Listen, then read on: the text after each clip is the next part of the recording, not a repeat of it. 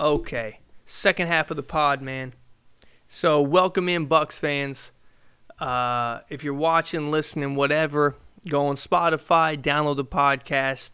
Shooting the Shit with Sands, 2 stars where the H and the I are, and a W/. All right. Hope y'all are enjoying it so far. And I'm going to be covering this Bucks team. I am a Bucks fan. Go check it. Go check the receipts.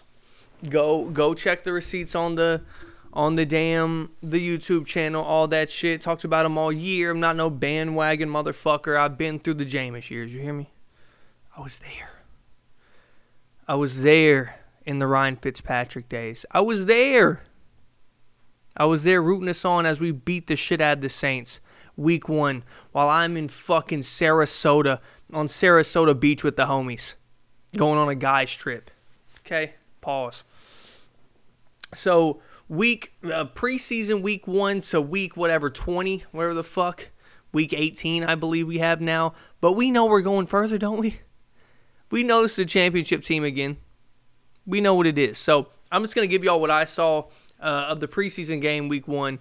Highlighting players I wanted to see. 1, Jalen Darden. And Devin White, of course, but we're going to see his true growth throughout the regular season, see what he is in pass coverage, see what happens with that. I think he becomes a great if he becomes a good linebacker in pass coverage, we're talking about the best fucking tight end in football by a long shot, not close. Don't care what anybody says. Was it Mike Clay that came on here? I don't know what's so impressive about Devin White. How about you shut the fuck up and watch a game then? You're watching the Eagles, bro. I get why you're fucking salty. I understand. He doesn't know what a good linebacker is. He was out there watching Nate Gary. Wasn't he? How the fuck is he going to tell me? Oh, and this isn't explicit. Sorry.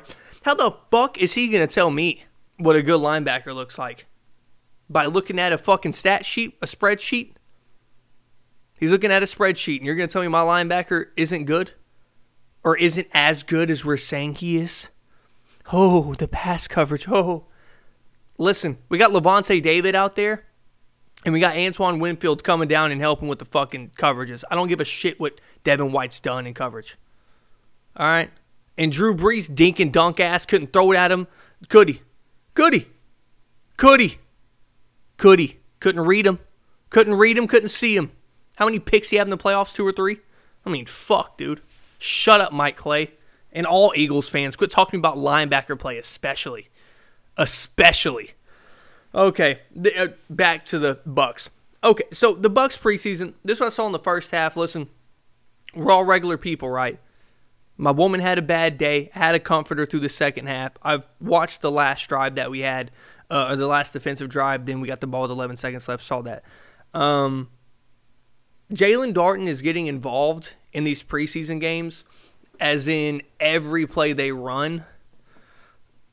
Most of those pass plays are designed for Darden. He's doing quick ins, screens, and, man, he's just fun to watch. Go watch the highlights. He's not the fastest guy on the field.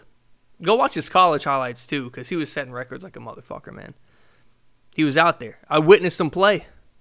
I watched one UNC game. Incredible.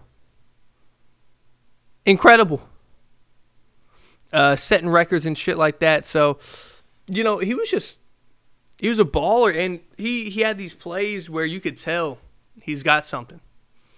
He's got the make a guy miss gene that very few have.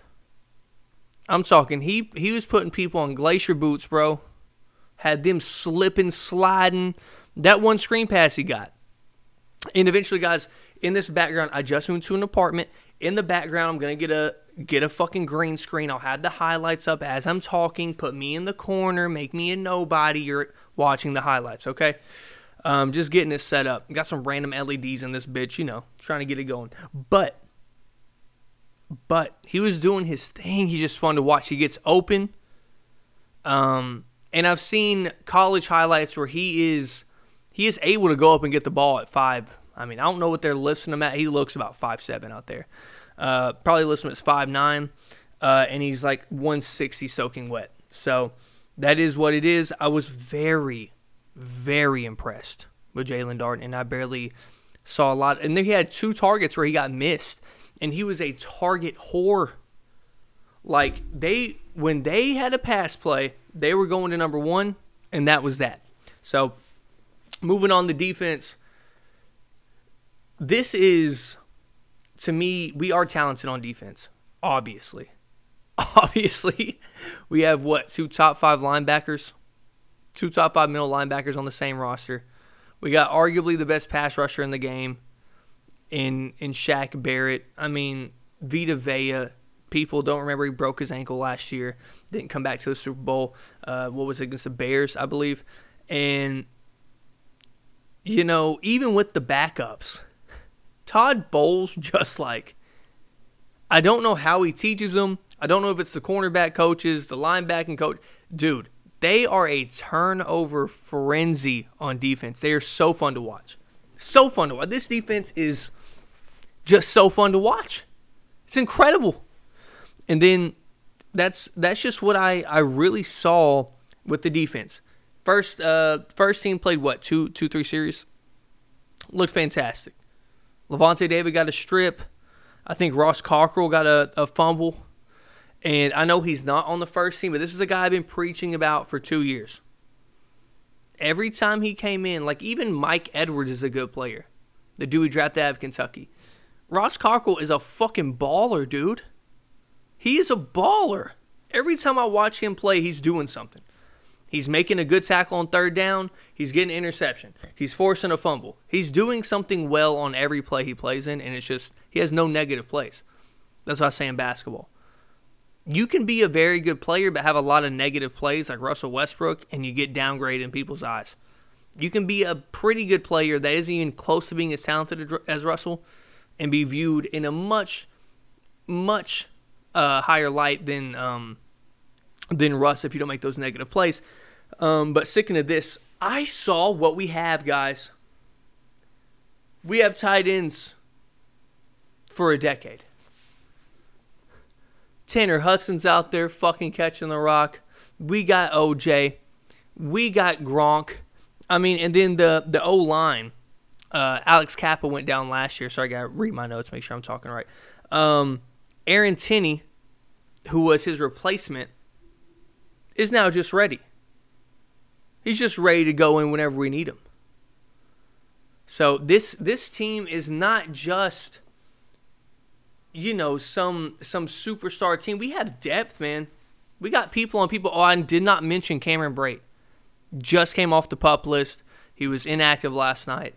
Dude. That tight end position's looking nice. Got a lot of guys that can catch the rock, block and catch the rock, It's very impressive. Very, very impressive. I love to see this. I wrote this down. They had some fucking calls that just proves to me the refs are still horrible in preseason, first game, all that. There was some, I forgot the guy who made the pick on the curl route. He got a holding call, and I understand you see the jersey tug, but quite literally the ball is in the air as he's using it as a release off the receiver. We had a pass interference call that was bullshit. Then the refs started doing makeup calls with holding. It was horse shit. Horse shit. NFL refs are terrible. That's just that. And then our Mr. Irrelevant, Antonio Hamilton. So cool to see him do good. So cool. So cool to see that. What I saw of Kyle Trask was a dude that didn't get that many reps. I wanted him to play like a fuck ton. I wanted him to play the whole game. Blaine Gabbert does not need preseason snaps. All right, we already know what you are.